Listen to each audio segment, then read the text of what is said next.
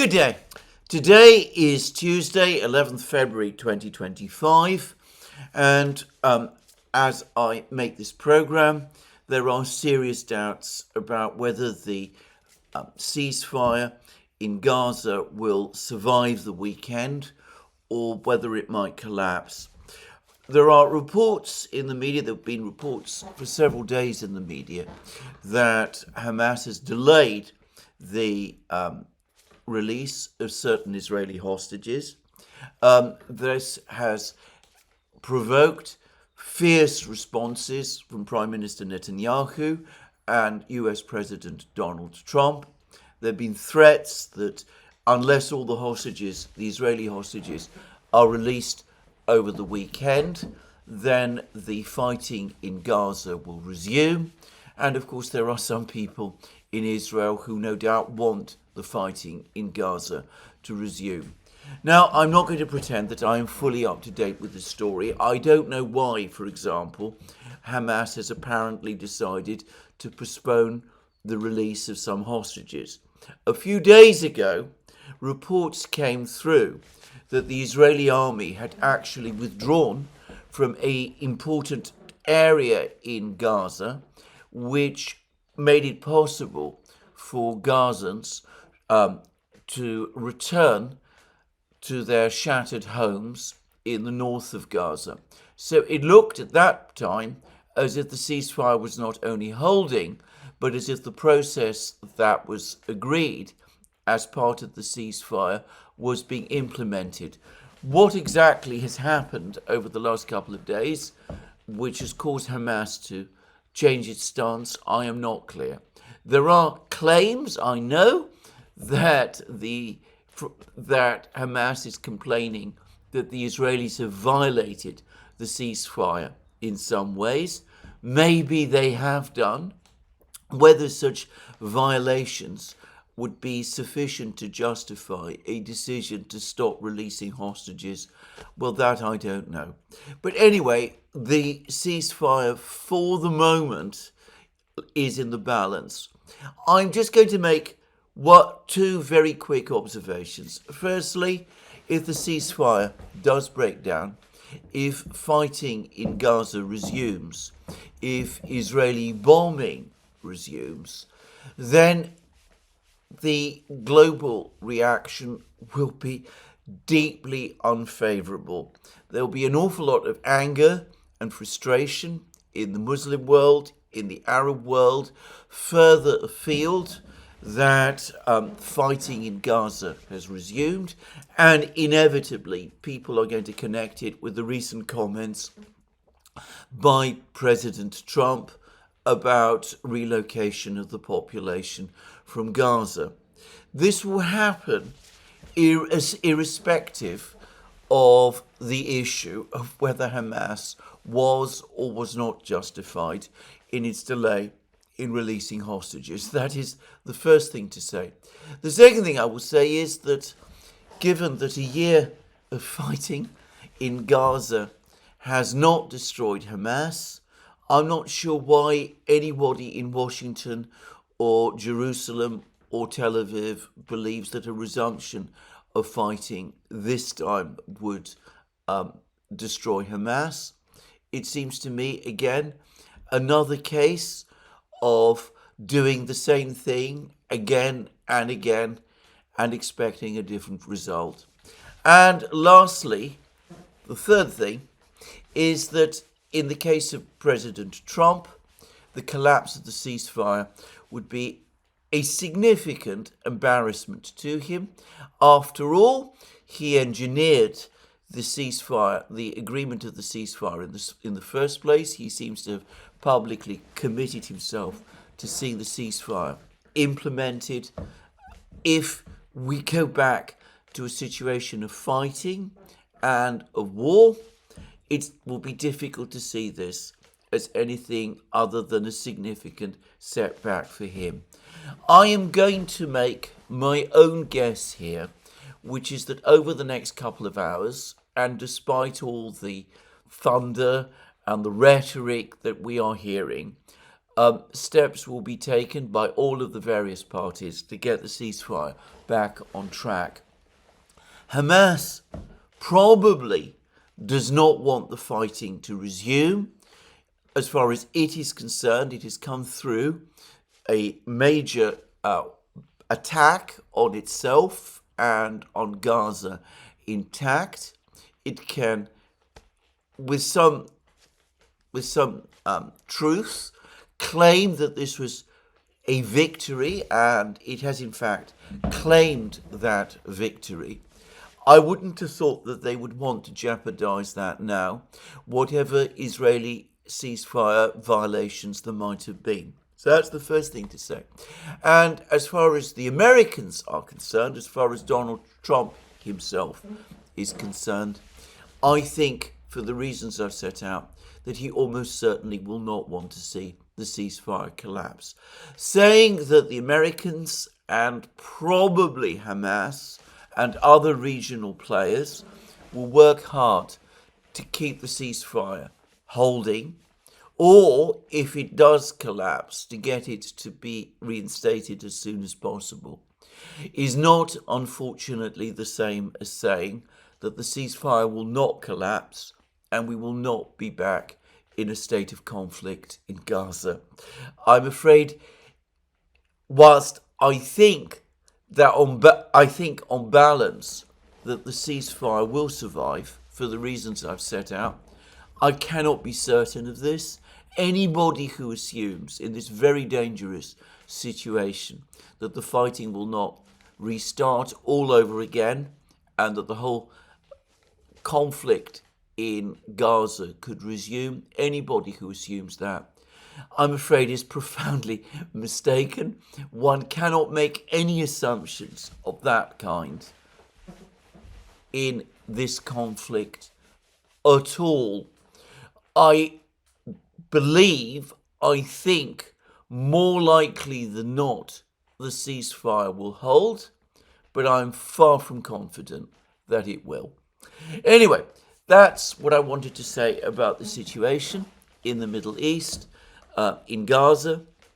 I'm now going to return to the topic of my more recent programs, which is, of course, the conflict in Ukraine. And an awful lot is going on. And I discussed yesterday, and indeed the day before, how the various attempts by the United States to, on the one hand, bribe, and on the other hand, bully the Russians, or at least intimidate them with threats of sweeping sanctions and economic war, and all of that, was guaranteed to be counterproductive. And I pointed out that the few indications that Donald Trump has given of what he claims are his telephone calls with President Putin, they suggest that Putin is in fact taking a strong line, insisting that the four regions are Russian, and that this is not, for him, a topic for negotiation. This despite Trump's apparent surprise and exasperation at that response. And I also mentioned that yesterday, two senior Russian foreign ministry officials, Deputy Foreign Minister Galuzin and Ambassador to the United Nations, Vasily Nebenzia, both of them made strong comments. The one saying that so far there'd been no real sign of any real progress from the Americans to end the conflict, that as far as the Russians could see, everything remained as it was. The Western powers continued to arm Ukraine. The fighting continued. There'd been some rhetoric, there'd been some changes in rhetoric, but overall nothing of substance had changed. That was what Galuzin said, and Nebenzia said. Deployment of peacekeepers in Ukraine is a bizarre idea.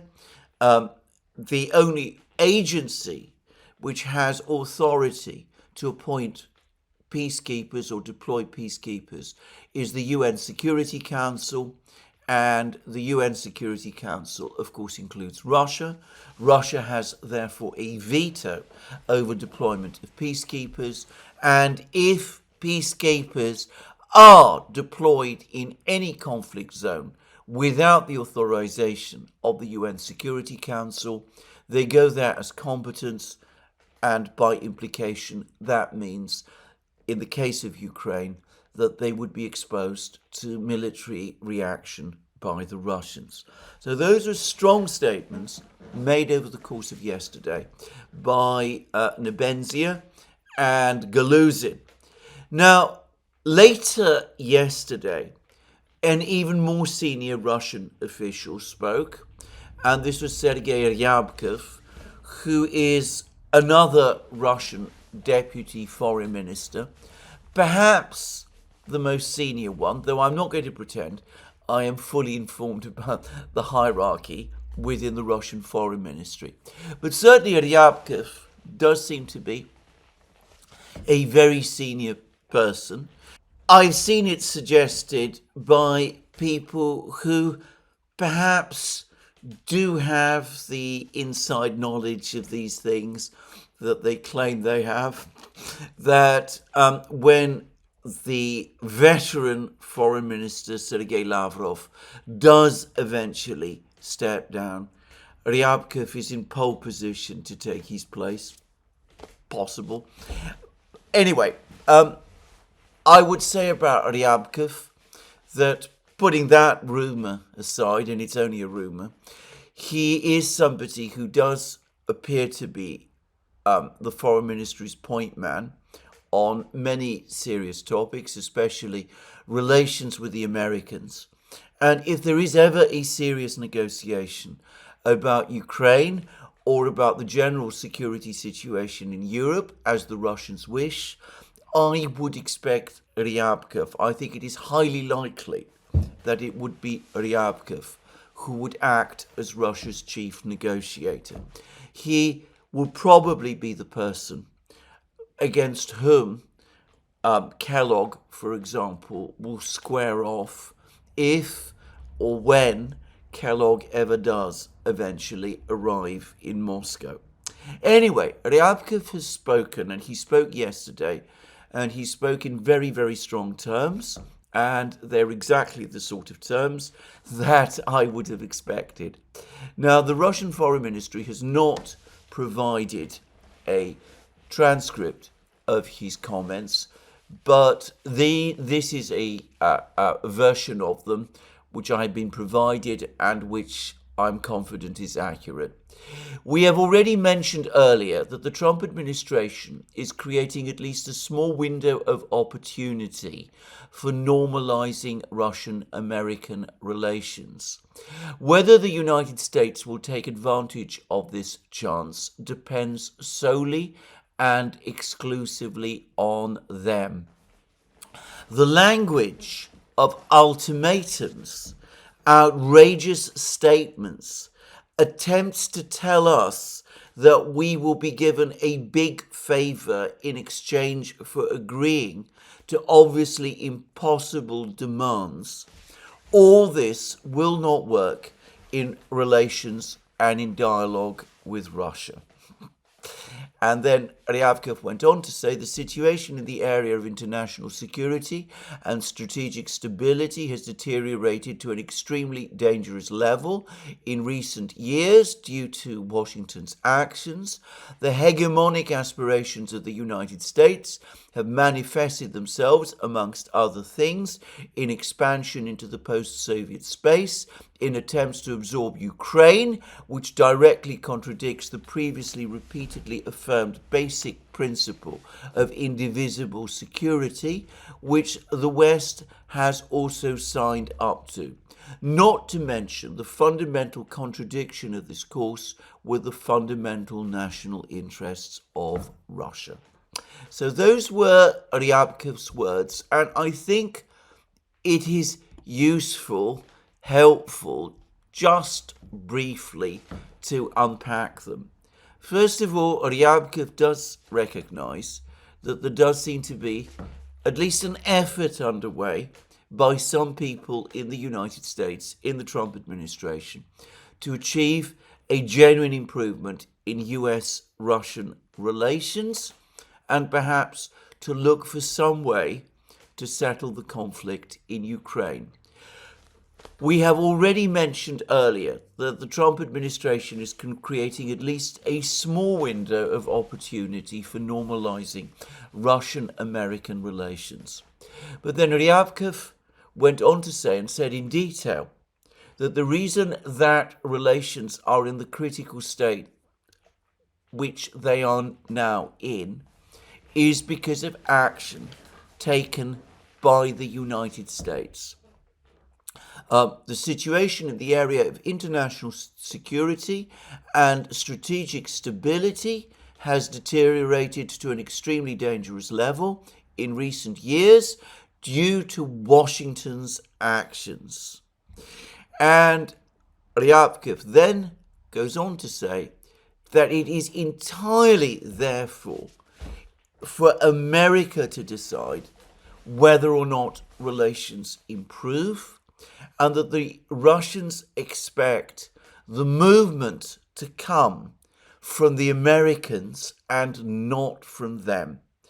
The fact that relations are bad is America's responsibility, and it is America's responsibility to improve them, and it is America, therefore, not Russia, that must show initiative on this question. Whether the United States will take advantage of this chance to improve relations depends solely and exclusively on them. So the Americans must not expect any concessions from the Russians. The Russians are not prepared to make the first move on any issue.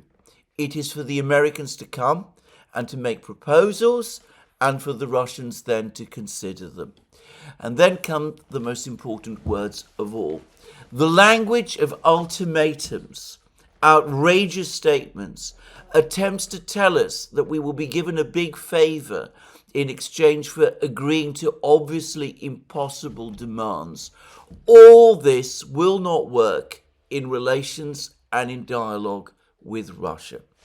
So, threats of all-out economic war, in other words, the language of ultimatums and outrageous statements, that is not going to impress or intimidate the Russians. And attempts to tell us that we will be given a big favor in exchange for agreeing to obviously impossible demands. In other words, bribes offered to Russia, reconnection to SWIFT, repayment of the $300 billion that have been frozen, reconnection of the pipelines to Europe, all that kind of thing. That's not going to impress the Russians either. It's not going to buy them off. They're not going to agree to obviously impossible demands like deployment of peacekeepers, freezing of the conflicts, security guarantees that are a pathway to Ukraine's NATO membership in return for these bribes. Bribes which, as I have said, the Russians almost certainly don't believe would ever be paid anyway. So there we are. This is the Russian position. It's what Ryabkov has said. I don't have the slightest doubt that this has been discussed within the Kremlin and by Lavrov, the foreign minister. As I said, it is likely that if negotiations ever do take place, Ryabkov will be the chief negotiator on the Russian side. And we see clearly, straightforwardly, the stance that he is taking. Now, Lavrov himself, the foreign minister, has also spoken, but I have not yet been able to find a full transcript of his comments. But I gather that what Lavrov has again said is that the Russian position is well known, That is basically the position that was set out by Putin at his speech to the Russian Foreign Ministry Board in June of last year, that the Russians regard the whole conflict in Ukraine as a conflict that impinges on their vital and legitimate security interests, and that they are not prepared to make concessions in relation to those. So that is what I believe, in essence, Lavrov said, that when the Russian Foreign Ministry does publish his words, I might return to that topic in case, of course, it is slightly different from what I have just said. But Ryabkov has just publicly told the Americans, told the Trump administration, told Donald Trump himself, what I am sure, if they did speak over the phone, Putin will also have said to Trump, that they're not going to be intimidated by threats of economic war, and they are not going to be bought by cynical bribes that they don't believe will ever be honoured. So there it is. It is exactly what I said would happen in previous programs. And just to add, Alex Christoforou and I have recently discussed this whole topic on the Duran, and you can see the video on the Duran where we have talked about this as well. The Russians almost certainly consider the threats of all-out economic warfare coming from the Americans to be a bluff, about which, by the way, they are almost certainly correct. And they have probably calculated and decided for themselves that if, contrary to all expectation, the Americans were to move forward with those threats, Russia has the means to respond and to absorb them, and the havoc that would be caused to the world economy would ultimately backfire on the United States and would end up benefiting Russia. That's the first thing. And as for the bribes, well, as I've said previously, I think that the Russians don't believe them. They don't believe that Donald Trump, who sought to block the Nord Stream pipeline, Nord Stream 2, and sanctioned it, will ever willingly agree to its repair and reconnection. They don't believe that the United States will ever agree to the transfer of gas by pipeline to Europe again. And as for things like SWIFT, reconnection to SWIFT and the lifting of all of the other sanctions, well, the Russians have been looking at the economic data that their statistical agencies are providing them. They now note that in 2023, GDP growth in Russia was over 4%. They note that in 2024, GDP growth in Russia was also over 4%, perhaps higher still. They see that the economy continues to expand rapidly. And they also realize something which many people in the West simply don't seem to be able to get their heads around, that the major reason why growth in Russia is accelerating is precisely the response of the economy to the sanctions.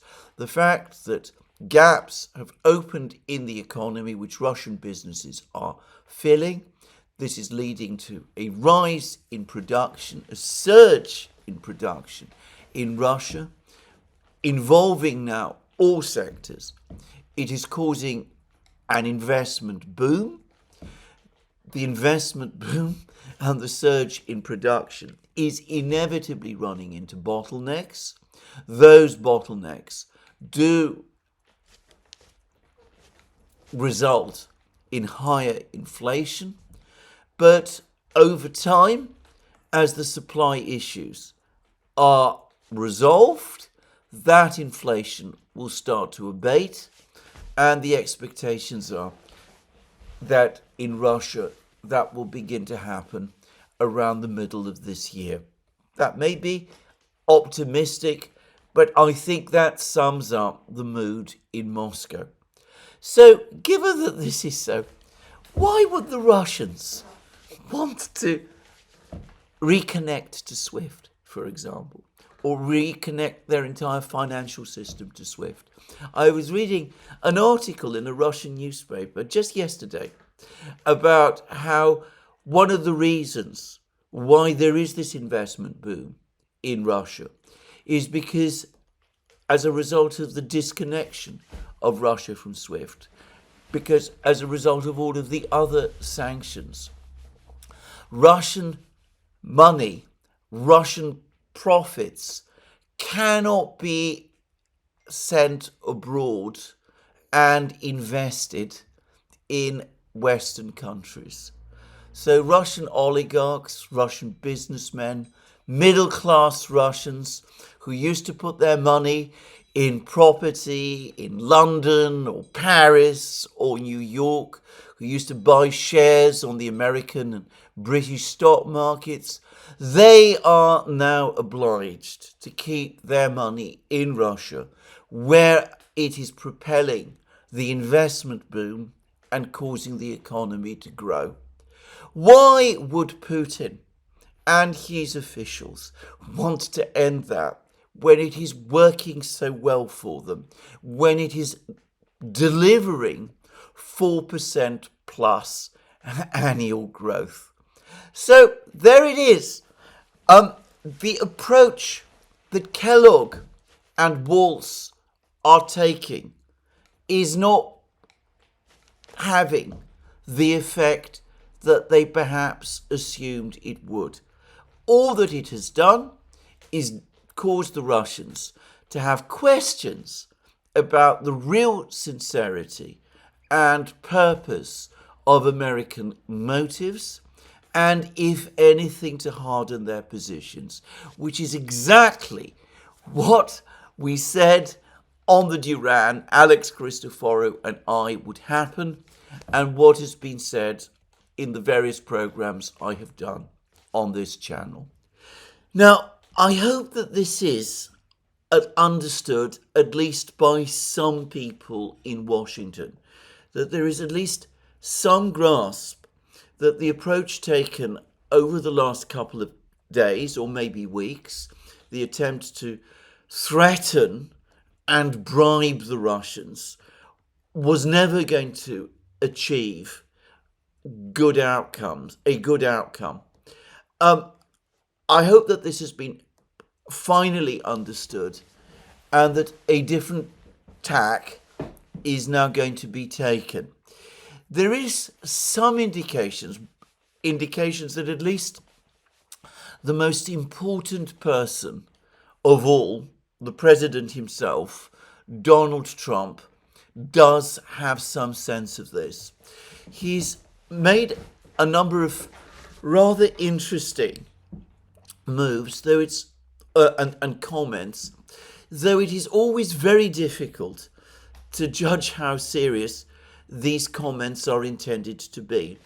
Firstly, he republished on Truth Social Vladimir Putin's comment to Pavel Zarubin about the fact that Trump is certain, through force of personality and authority, and because of the power of the United States, to get the European country powers to basically swing behind him on any issue, even if that totally contradicts their previous positions and their previous statements about him.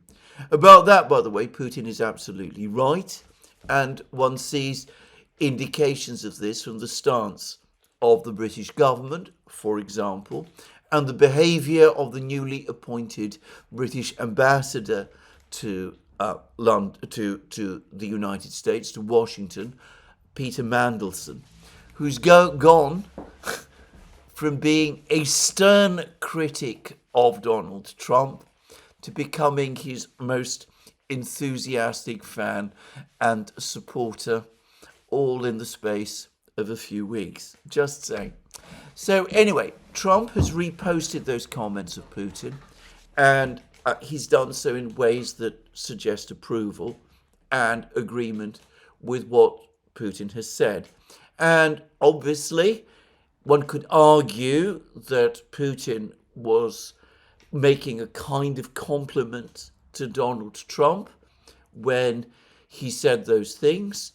But in a further sense, Trump himself is making a compliment to Putin by republishing Putin's comments about himself. So that's one thing. The other thing was that Trump gave a very interesting, or well, it might be interesting. He gave an interview to Fox in which he said some curious things about Ukraine and about Russia. He brought up again the topic of Ukraine's mineral wealth. And he said that perhaps Ukraine will one day be Russian, or perhaps not. But one way or the other, the United States should work to get its money back. And it needs to get back $500 billion. And the way to do that is apparently through extracting Ukraine's mineral riches.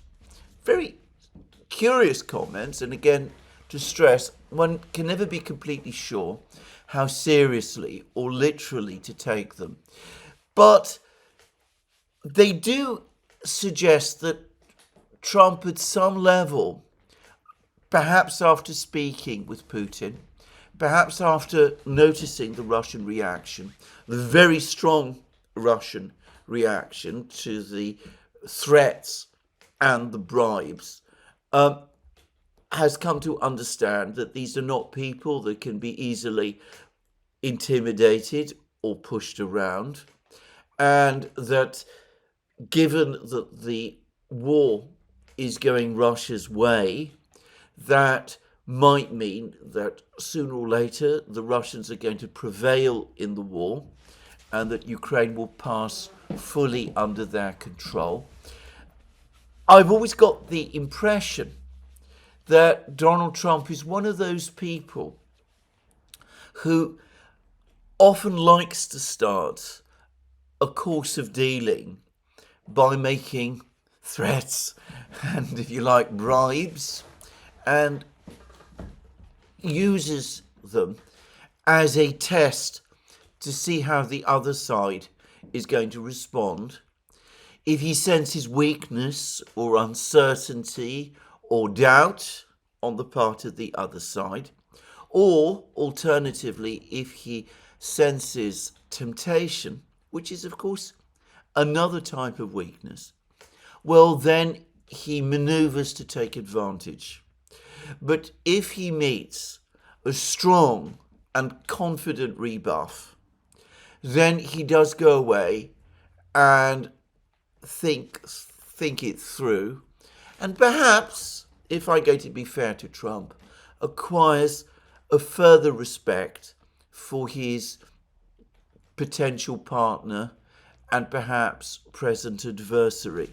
So there could be some element of this in these comments and in the posting on Truth Social, that having dealt with Putin, having spoken to Putin, having seen the Russian reaction to the various threats and proposals that were made, having seen the Russians stick firmly to their position, Trump has gone away, not angry, as some people expected, or offended, but with a sense of respect for the strength of the other side, this negotiating strength and firmness of the other side.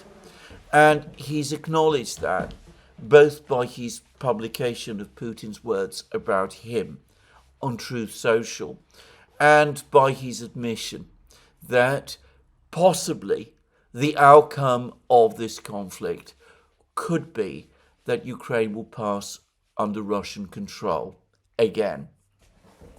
Possible. The other point to say about these comments is that the issue of the mineral wealth in Ukraine is starting to shift, apparently, in Donald Trump's own mind. He's now no longer talking about the mineral wealth as paying the United States for future aid. Rather, he's talking about the mineral wealth being used to repay the money that the United States has already spent on Ukraine. He's essentially saying that this is the way we're going to retrieve our losses and avoid appearing fools. Now, that has ominous implications for the Ukrainians, if I'm judging Trump's thoughts on this correctly, because, of course, it means that in terms of obtaining future assistance, the Ukrainians are not going to have anything very much to offer. By the way, there have been discussions of this whole topic in the Ukrainian parliament. There's been apparently comments that the Ukrainians are not in a position to provide the Trump people, the administration, the United States, with access to all this mineral wealth, because it has already been parceled out and basically gifted to all sorts of powerful individuals, including the oligarch who owns Burisma Holdings, which is, of course, the company that the previous president's son once worked for. So in order to gain control of the mineral wealth and pay it to to the United States, these people who already formally have ownership need to be divested in some way of their property. Well, I don't know how serious a problem this actually is, but apparently there have been discussions to this effect in the Ukrainian parliament. So anyway, this is one aspect of this. This is Donald Trump's reaction to the strong Russian words, the firm position that the Russians are taking. Now, Kellogg himself continues to travel around Europe. According to a report today in the Daily Telegraph, he's now decided to hold back on publication of at least some part of his plan. He's going to speak to the European allies, apparently, about his plan. He is, in other words, approaching this whole topic of negotiations with Russia in a completely conventional, old-fashioned, Cold War style way, which is perhaps what you would expect of a veteran U.S. military official whose institutional memory, if I can call it that, goes back to the Cold War. First, you consult with the Allies. Then you come to a common position with the Allies. Then you take it to the Russians, and you expect the Russians to agree to whatever it is that you and the Allies have hammered out with each other. In a recent, in her article that was published about a year ago, Eve Smith described this process beautifully, that the United States, that the Western powers negotiate, spend time, waste time, negotiating a common position with each other, that this eventually comes down to a position based on the lowest common denominator in terms of concessions meeting the desires of the other side, that the Allies can agree. By this point, the concerns that the other side, the Russians, in this case, have basically been forgotten because the process of negotiating the position with the Allies is so protracted and so difficult and so complicated. So when this elaborate proposal is finally presented, and of course it can't be amended or changed, because doing so would reopen the whole complex negotiation with the Allies, which is impossible to do, or at least very difficult. When it is presented to the other side, to the Russians, and the Russians reject it because it bears no relation to their own wishes and demands, when that happens, well, there is nothing really that can be done because, as I said, reopening the negotiation with the Allies, rethinking the whole position, has by this point become impossible. Now, in a recent program that we did with him on the Duran, Glenn Deason and myself, George Bieber, the former top CIA analyst who's now an important figure in the Quincy Institute and who I believe is co-editor at Responsible Statecraft, he made exactly the same point as Eve Smith. He too said that the problem with negotiations, the conventional way in which the West approaches negotiations, is that the Allies waste time negotiating the terms that they're prepared to offer with each other. That this is usually a complex and protracted process. By the time the other side, the Russians, are presented with the common consensus of the Allies, that consensus has become completely unmoored from anything that the Russians might be expected to agree to. Well, that is exactly the trap that Kellogg is falling into.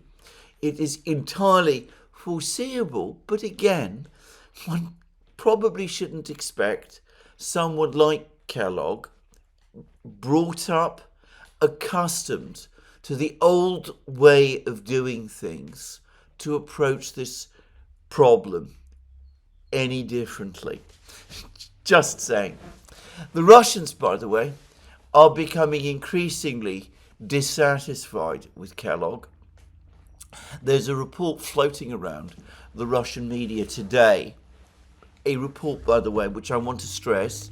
I don't know whether or not it's true, but there is a report that the Russian media is circulating that Kellogg's daughter is involved in some kind of charitable fund or agency that has been responsible for sending aid to Ukraine.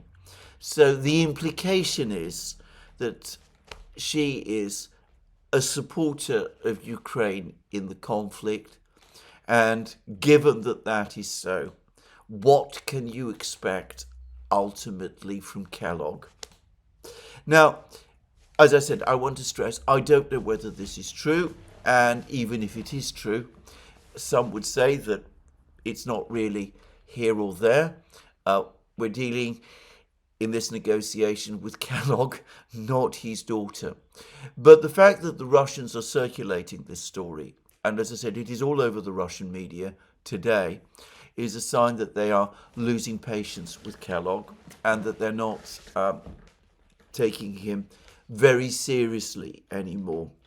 And there's another even more bizarre story which has been circulating in the media in Russia, one which has resulted in questions being directed at no less a person than Peskov himself, which is to say Putin's spokesman.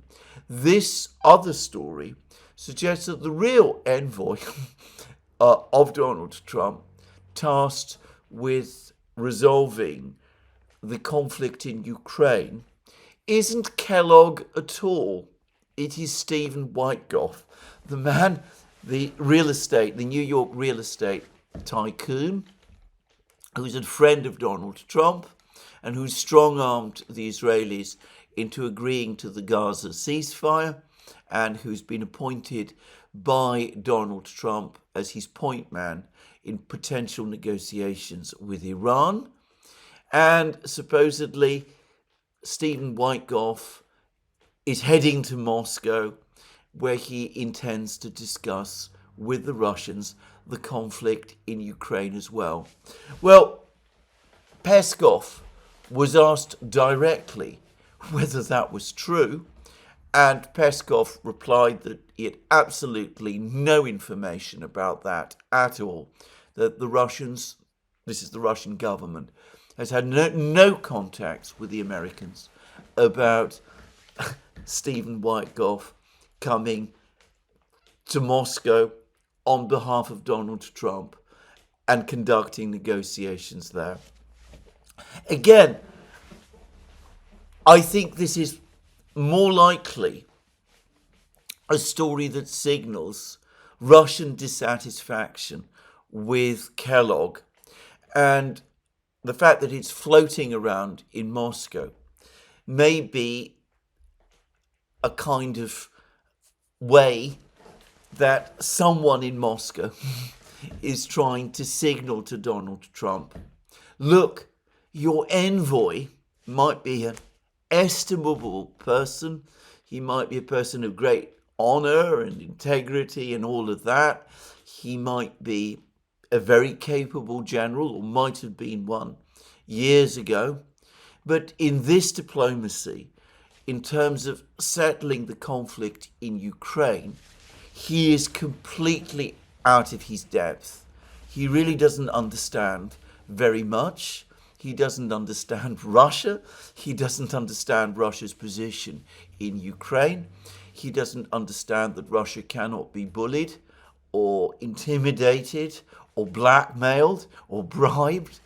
And far better for Trump to appoint someone else. Even Wyckoff will do a better job. At least that's how I interpret these rumours. As I said, I suspect that they've been deliberately circulated and planted by someone.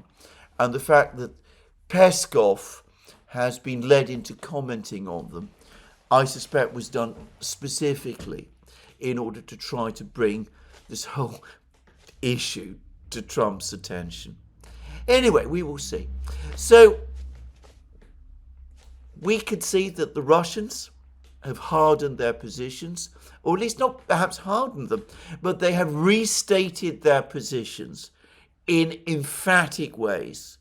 And they made it absolutely crystal clear that they're not going to be bribed, bullied, blackmailed, or intimidated to change their stance on Ukraine in the way that Kellogg appeared to think they might be. So we'll see what Donald Trump does. We'll see what the Americans do. I think at some point, some kind of negotiation between the Americans and the Russians will get underway.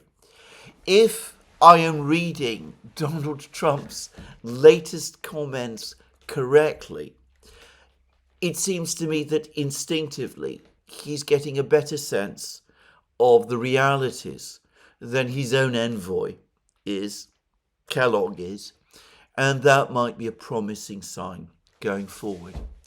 In the meantime, we have had further reason, to put it mildly, to question one other particular idea that has been circulating, which is the idea that the Americans get the Chinese to put pressure on Donald Trump, on the Russians, to get the Russians to make big concessions over Ukraine. This is something that the Biden administration repeatedly tried to do. Donald Trump has refloated that idea again. The Chinese resisted all attempts to get them to do that when Biden was in charge. I've no reason to see why a mere change of administration in Washington would cause the Chinese to change their approach. But putting all that aside, the Chinese have had a further reason now to be very careful, because with every single day that is passing, it's becoming increasingly clear that relations between China and the United States are deteriorating. Now, last week, Donald Trump imposed 10% tariffs on Chinese goods. Many people felt that these were milder than the sanctions that had been anticipated, and many people feel that Trump set the sanctions at this level in order to open the road to negotiations. And the Chinese, of course, then retaliated. They imposed export restrictions on exports of strategic minerals and rare earths to the United States. And they also imposed import restrictions, tariffs on imports of American energy products and other products into China. And, well, that was the situation last week, but there were rumors that Xi Jinping and Trump would speak, and it was suggested that they would speak, in fact, today. And, of course, it may be that they will.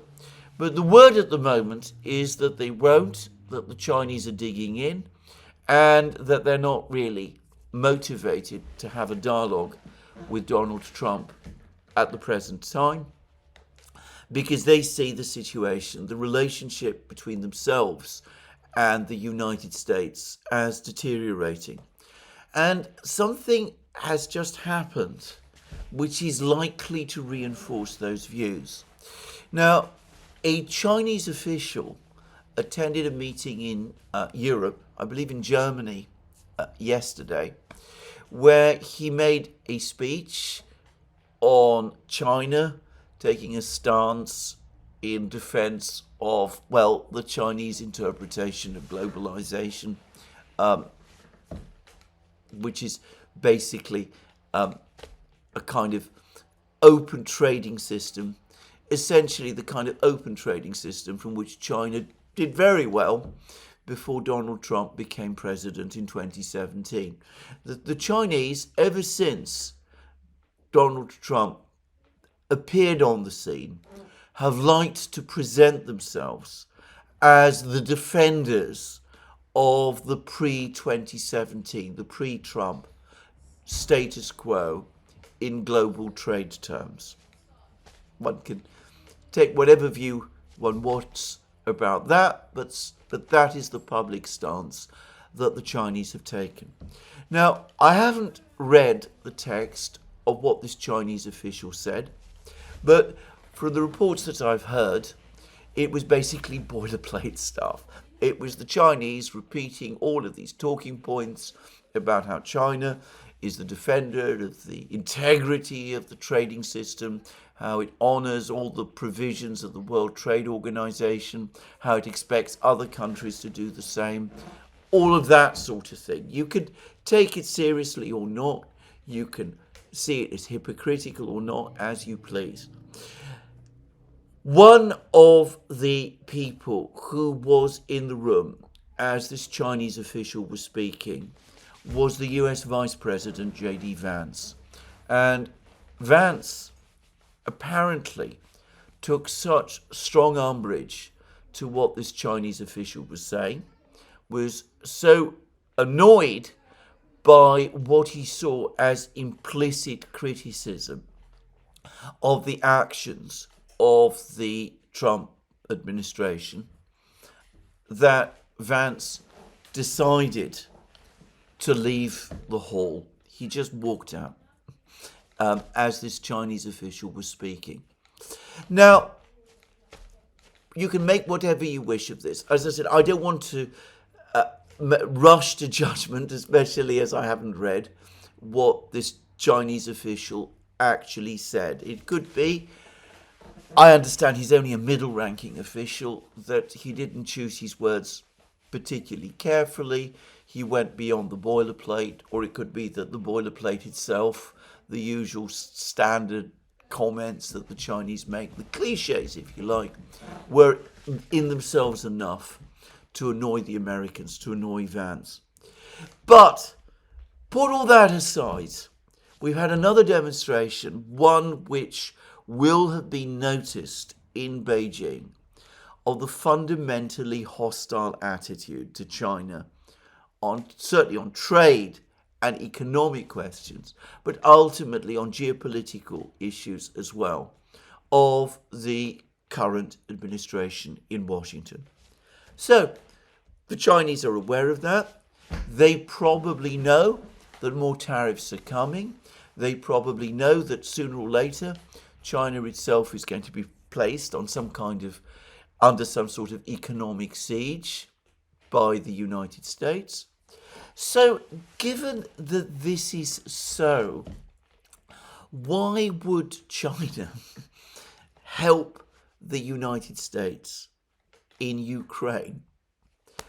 Would it not make much better sense for the Chinese to maintain their existing stance? If they continue to support the Russians, not by supplying weapons, but by supplying goods and technology, by continuing to engage Russia in trade, well, maybe the Americans will start to impose sanctions on China, but they're likely to do that anyway. Why sacrifice a strong relationship with Russia, another major power, and a support of the food and raw materials that China needs in order to endure any siege that the United States imposes upon it? Why alienate the Russians in that kind of way by doing what the Trump administration wants over Ukraine? And beyond that, the Chinese, who do assess things very carefully, will be asking themselves this question. If the Americans want to pull out of Europe, if they want to redirect their forces to the Indo-Pacific region because they are overextended and overstretched, why would China want to help them do that? Why not prolong the crisis in Europe? Why not keep the Americans tied down in Europe, leaving the Americans overextended and overstretched so that China can press forward with its agenda in the Pacific? Now, no Chinese official will ever accept or admit that that is any part of China's calculations. But the Chinese have much experience of this sort of thing. They will remember how China and the United States first established contacts in the early 1970s because the United States at that time was embroiled in the war in Vietnam and needed China's help to extricate itself from it. So this problem that the United States found itself in at that time, that helped China. They will remember that the fact that the United States found itself in a conflict with the Soviet Union in Europe meant that the United States was prepared to make significant concessions to China in order to keep the Sino-Soviet split of the 1960s going through the 1970s as well. They will also remember how the war on terror, American absorption in the Middle East and in Afghanistan in the early and mid-2000s also allowed China to develop and grow and expand its economy and expand its trade, whilst the Americans were distracted by other things. So, knowing all of this, having all this experience behind them, the Chinese will probably say to themselves, well, if the Americans want to get themselves enmeshed in an unwinnable war in Ukraine, it really isn't for China to help the Americans find a way out. China probably would not want to make the situation in Ukraine even worse, but it's staked out a position. It's set out its own ideas for how a peace settlement in Ukraine might be achieved. The Americans could go with those or not, as the case may be. But in the meantime, it's not for China to antagonize Russia by pulling America's coals out of the fire in Ukraine. So just saying. Now, again, Trump himself has talked about getting the Chinese to put the pressure on the Russians. One does wonder whether people in the White House, in the administration, understand that messaging is becoming confused and that the Chinese are listening to this messaging and are probably calculating that it makes better sense for them to hold to the position they have now rather than take any steps to assist the Americans with these problems. My own view, very straightforwardly, is that the only way for a diplomatic solution in the Ukraine conflict to be achieved is through direct negotiations between the Americans and the Americans alone and the Russians. And that the basis has to be, given that the Russians are winning the war in Ukraine, Vladimir Putin's proposals of June 2024, which, as I have said already, were carefully calibrated not to impinge on American core interests. Until and unless this is accepted, I cannot see that there is any real prospect of negotiations succeeding or going forward. Now, there have been two very, very good articles. At least one of them is a very good article. The other is an okay article. There have been two articles about this and about negotiations at the present time between the Americans and the Russians.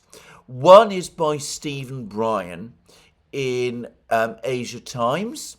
Stephen Bryan has looked at the situation carefully, and he has suggested that as things stand at the moment, the negotiations would be incredibly complicated, and there must be real concerns about whether negotiations, even with the best will in the world, could succeed. But nonetheless, he does set out, I think, very well the problems. The article, by the way, is The Rocky Road to a Ukraine Deal, and the subtitle is Blocking Trump Are the Issue's Complexity and the EU's Reluctance to Back Any Comprehensive Deal that Rewards the Russians. And Stephen Bryan, set it all out, I think, very well. And he points out, as I said, the many, many problems. He says that one option can be taken off the table altogether. That is the idea of stopping the fighting with a ceasefire. The Russians have made it clear that a ceasefire would allow Ukraine to rebuild its military and acquire a new, larger arsenal of weapons. A ceasefire in place is similar in theory to what was agreed twice, 2014 and 2015, in the Minsk agreements. And that is absolutely right. The Russians have been burnt by ceasefires before, the Russians will not agree to a ceasefire now. And as Brian puts it, it did not work then, and the level of trust is so low now that it is doubtful that the Russians would accept any promises, such as no further deliveries of arms to Ukraine. Then Brian goes on to say the alleged US plan includes a recognition of Russia's conquests in Ukraine, although it isn't clear whether recognition means de facto acceptance of the status quo or rather de jure agreement that the captured territories are legally part of Russia. And then he returns to the fraught experience of the Minsk agreement, and he points out that the Minsk agreement, which made far more modest proposals about the status of Donbass, was never realized. And that, again, is going to make the Russians very, very wary of promises. And he says that the Ukraine war cannot end unless the future of these territories is agreed in a way that the external and internal parties can accept for the long term.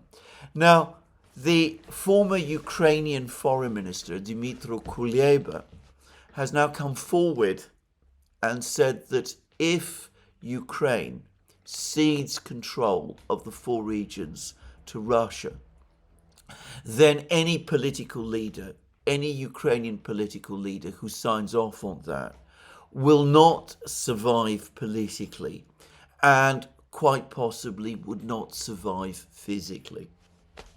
Now, Kuleba has always been an extreme hardliner, but I think he does express the opinions of many of the key figures in the Maidan movement that controls Ukraine and which has done so ever since the events of February 2014, when the Maidan movement seized power in Ukraine. So coming back to what Stephen Bryan is saying, the war cannot end unless the future of these territories is agreed in a way that the external and internal parties can accept for the long term. On the face of it, that looks impossible. One will never get everyone in Ukraine to accept loss of the 4 regions. The only way that could be achieved would be through an agreement by the United States and Russia, which those 2 countries jointly impose on Ukraine. And of course, that is fraught with problems. And then Brian turns to the question of NATO membership of Ukraine. He says that this is an absolute red line for the Russians, as we all know. He accepts that Donald Trump appears to be willing to recognize that red line. But as Brian goes on to say, Zelensky has demanded that he needs security guarantees from the United States and 200,000 NATO troops to protect Ukraine if Ukraine can't officially join NATO. One can ask, what is the difference in practice if there are NATO troops in Ukraine, perhaps officially as peacekeepers, and security guarantees? In essence, this is exchanging one problem, NATO membership, for another, NATO soldiers and security guarantees. And the Russians obviously are not going to agree to that. And then Brian also discusses the idea of buffer zones, and which has been much talked about by many people in the West, not, by the way, in Russia, I hasten to add. I've never seen the Russians discuss buffer zones in anything like the kind of detail that I see some people in the West devote to this subject. The Russians have occasionally floated the idea of buffer zones, but note that when they talk about buffer zones, they tend to be buffer zones patrolled by Russian soldiers, just saying. So anyway, Brian says, who would patrol a buffer zone, and what kind of peacekeeping force would actually operate in the buffer zone. And then he points out that the Minsk agreements did set up a force to patrol the buffer zone, which was set up under the aegis of the Organization for Security and Cooperation in Europe. That force failed completely. The United Nations could, in theory, provide a monitoring force, but frankly, that looks unreal as well. And then he goes on to say that when it comes to the sanctions, lifting the sanctions, which the Russians have also said they want to see happen as part of a long-term agreement, well, how does that work out? Would the West really return the $300 billion of frozen Russian assets plus the accrued interest? Would the pipelines really be restored? What would people in the United States and in Europe think about that? Now, I should say, in the United States, there are still some people who want to continue the conflict with Russia. There's a further proposal, I understand, to revive the Lend-Lease idea that the United States supplies weapons to Ukraine in return for Ukraine presumably leasing title of its mineral deposits. I understand that this idea is being floated by some Republicans in Congress. Well, how would those people respond to a proposal to lift sanctions against Russia, whatever the terms of the settlement might be? So, as Stephen Bryan, I think, correctly says, one can, in theory, see an agreement, the contours of an agreement. But there are many, many obstacles, and any negotiation to find ways around them would have to be very, very protracted and might run into all kinds of problems along the way. Now, alongside that article by Stephen Bryan in Asian Times, there is, well, I won't say it's a good article, but it's a more level-headed article than many of the articles one reads in The Guardian. This one is an article by a man called Christopher Chivis, and he is a senior fellow and director of the Carnegie Endowment's American Statecraft program. The Carnegie Endowment, in my opinion, is a very mixed bag. There are some very, very sensible people there, and there are some people who I would describe as out-and-out neocons. Anyway, Chivis, I think less well than Bryan, goes also through many of the problems that would beset the negotiation of a deal, a negotiated solution of the conflict between Russia and Ukraine. He points out, makes the point that I've just made, that it's difficult to see why China would help the United States achieve this deal, given the hostility to China of many people within the administration. Exactly like Bryan, Chivis also recognizes that there would be strong opposition to any deal involving Ukraine, any negotiated solution from many people in Europe. And Chivis also then goes to many of the key issues. He says there is the foundational question of what Ukraine's future strategic orientation will be. Neutral, Western-oriented, or some hybrid of the two. Russia may not accept a ceasefire if it means accepting Ukraine's eventual Western orientation. Ukraine may fight any deal that does not offer hope of the same. And Ukraine is also sure to reject any agreement that does not include some type of security guarantee against a future Russian attack. There are various ways to provide that guarantee, ranging from bringing Ukraine into NATO to offering it a multinational protection force to simply promising to redouble military assistance to Ukraine. Settling on the best option will be contentious because Europe, the United States, Ukraine, and Russia all disagree over which option is best. That is actually wrong. The Russians disagree with all of those options. And remember, they are winning the war, so they are in a position to impose terms.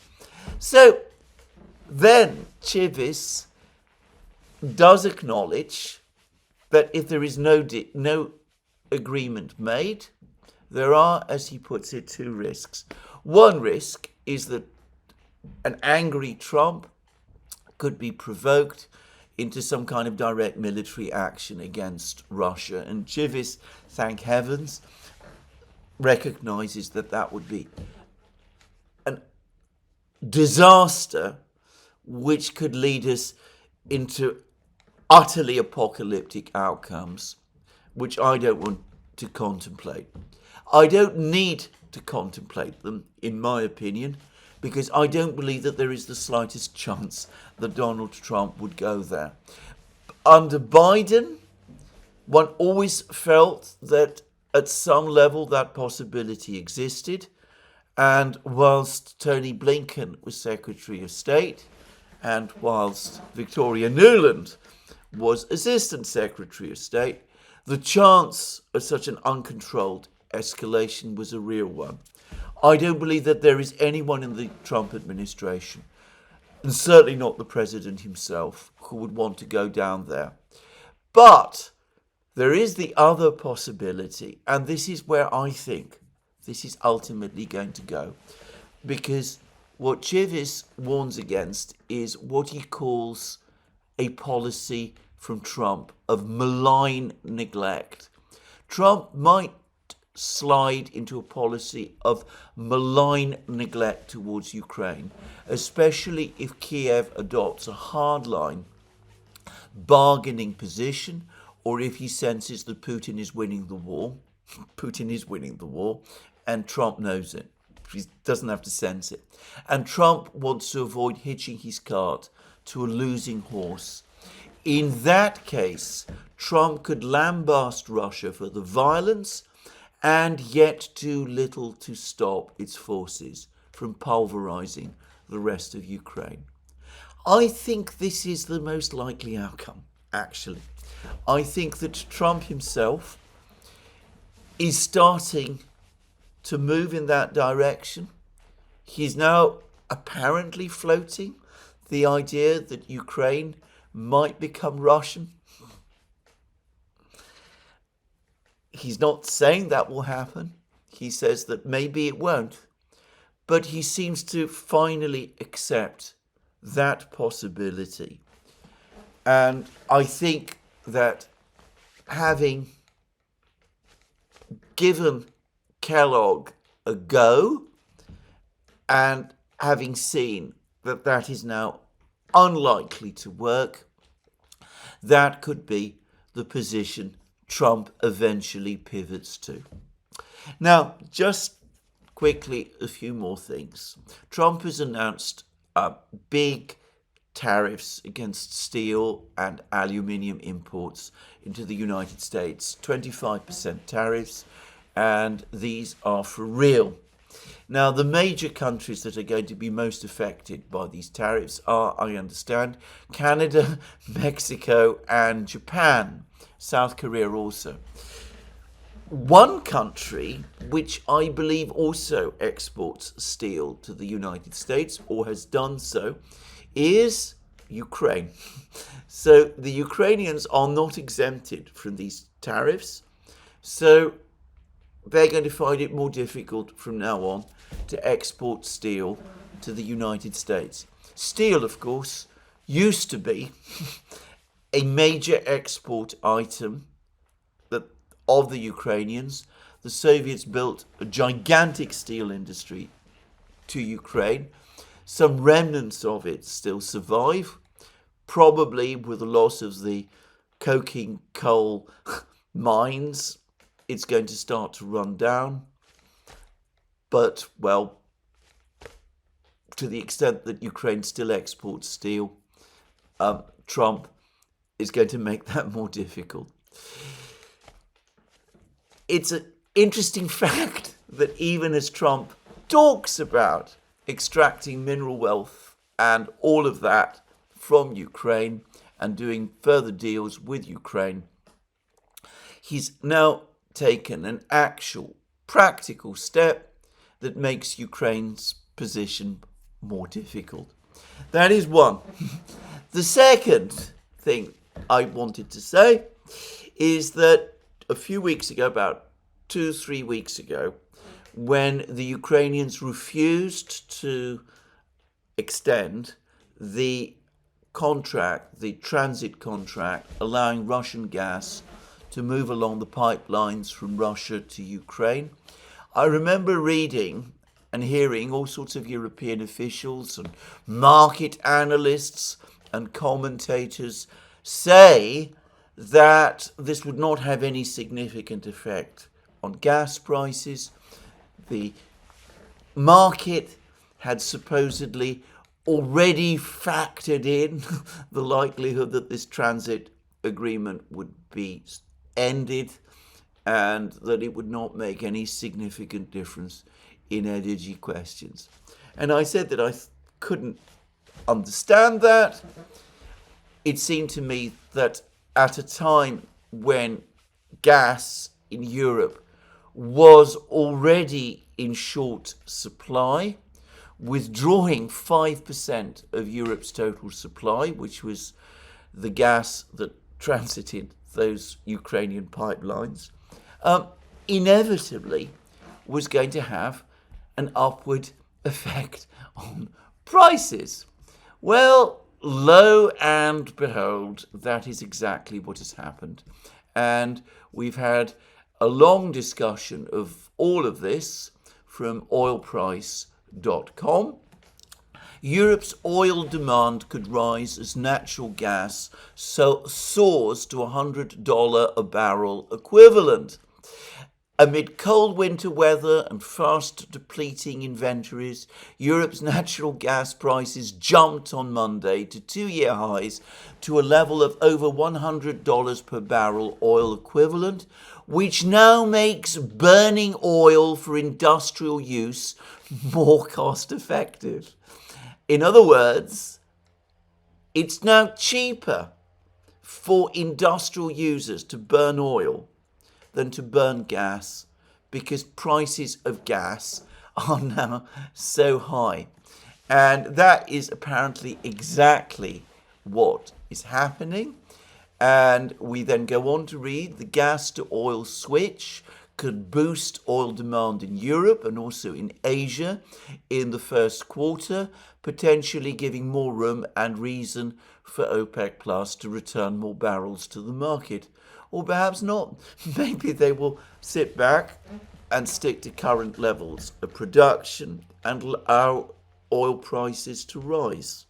Maybe MBS, the Crown Prince of Saudi Arabia, will calculate that that makes more sense to him than increasing production. And anyway, we read that even 10 ppm diesel is now cheaper than natural gas. Consumers of natural gas all over the world will now opt for any kind of oil product rather than gas if their natural gas price is set by the LNG market. LNG is so expensive that it's actually cheaper to buy oil or coal. Europe and Asia will all lean towards consuming more oil and more coal if they in any way can do so. The surge in European natural gas prices comes as storage levels are tightening faster than in the past 2 years. Stockpiles are already at their lowest for this time of year since 2022, according to ING analysts. Inventories are only 49% full, compared with 67% at the same time last year. Well, I would say I told you so. I would say that if you take away 5% of Europe's gas, it's going to increase gas prices in Europe, inevitably so. I would have said, in fact I did say, that if you replace cheap pipeline gas with liquefied natural gas, which is inherently more expensive, that also is going to increase gas prices. I said all of those things, and here we are. It's playing out. Natural gas, which used to be the cheapest fuel, is now more expensive than oil. It is costing more for industrial users to burn natural gas than it is for them to burn oil. Anybody who knows about the physical properties of these two types of energy, natural gas, which is of course a gas, and oil, which is of course a liquid, will know how absurd, how fantastic that is. But that is exactly where we are. This is where Ursula von der Leyen, Boris Johnson and his successors, Olaf Scholz, whoever it was who blew up Nord Stream, this is where all of those clever people have brought us. I say us, those of us who live in Europe, and since it is inevitably going to have a global effect on energy prices, it's where it's brought people right around the world, including in the United States. I would like to claim that I had some special insight or prescience here. Not just myself, of course, but on the Duran, my colleague and friend, Alex Christoforou, has been saying it as well. Well, I can't really say that. It was obvious. So obvious, it still leaves me astonished that people weren't able to see it. Now, I'm going to finish with one very last point. I'm not going to discuss the military situation today. There's been a lot going on there in Ukraine. It's still, the Russians are advancing. But I'm going to finish with one last thing, which is about this latest triumphant success of disconnecting the Baltic states from the Russian electricity system. I have now discovered that the Baltic states have a permanent deficit in terms of electricity. They import electricity. So they've previously imported it cheaply from Russia. They now have to import it more expensively, presumably from Europe and Scandinavia. Unsurprisingly, electricity and energy prices in the Baltic states are rising. Apparently Kaliningrad, which is of course also part of the Russian grid, has been able to keep going because the Russians worked out around a decade ago that the Baltic states would eventually do this, that they'd cut themselves off from the Russian energy grid, and this was presumably also intended to cut off Kaliningrad from the Russian energy grid as well, because of course Kaliningrad and the Baltic states were connected. So the Russians apparently, starting from about 2019, set up power stations and other things in Kaliningrad, and Kaliningrad is now autonomous in terms of energy output and is protected. The Baltic states are not. They're also apparently making comments to their citizens about the lack of wisdom of traveling to Russia because of the possibility at any time that the borders between the Baltic states and Russia might close. Now, there are some people in Russia who are interpreting these moves as a sign that some kind of major military operation, possibly against Kaliningrad or against Russian maritime trade in the Baltic, is about to take place. They say, why would you take these steps? Why would you even talk about closing your border if you were not contemplating some kind of crisis of that nature? Now, I hope that this is wrong. Actually, I believe it is. I can't imagine that the Trump administration would be signed up to another conflict in the Baltic, of all places. But the fact is that that is what some people in Russia are thinking and writing and saying to each other. They are seeing these moves by the Baltic states as escalatory moves which might lead to a future conflict. Perhaps a conflict not so far in the future. I have to say, if there really is a desire on the part of some people in Europe to provoke some kind of armed conflict with the Russians, then, well, we're going about it in the right way. Well, this is where I end today's program. Tomorrow I will talk about the situation, the military situation in Ukraine. A number of things have become clearer.